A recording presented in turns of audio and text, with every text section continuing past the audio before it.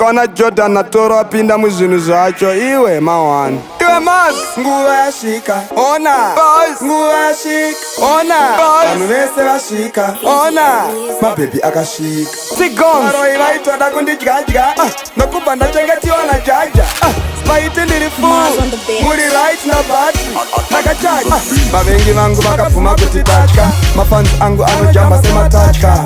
Pakuimba ndinoshama ndinoshama ndisina kupfeka mbatya.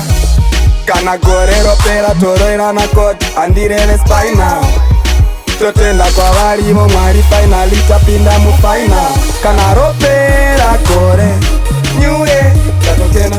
Kana ropera gore tosvitsana kumapena. Ndorarama ndira tuzvita ndozvita. Gore rino ndagadzira zita mazimboaridzira gita waita ngoma ndadira lita imboti try makorokoto ndodya nani chimbambaira chiri mpoto tichizvitira shoto tichebata nhamba uine loto. Kuzvichengetedza togona hedu asi kurarama kusi kugona kwedu. Muri yaungana kufara nechaunga ukasawanza pfungwa unenge wafunga. Kana gore ropera toroirana koti handireve spinal.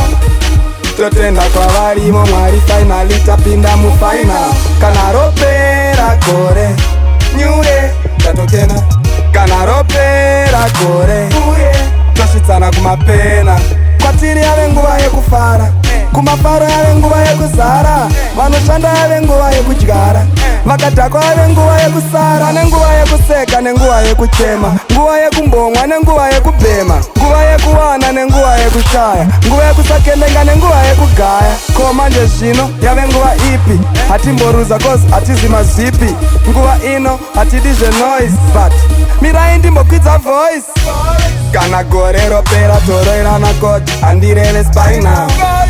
Totenda kwavarimo Mwari finally tapinda mufinal. Kana ropera gore nyuye tatotena. Kana ropera gore tosvitsana kumapena. Kana gore ropera toroirana koti handireve spinal. Totenda kwavarimo Mwari finally tapinda mufinal. Kana ropera gore nyuye tatotena.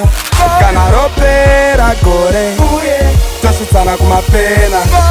Rapera gore rapera gore rapera gore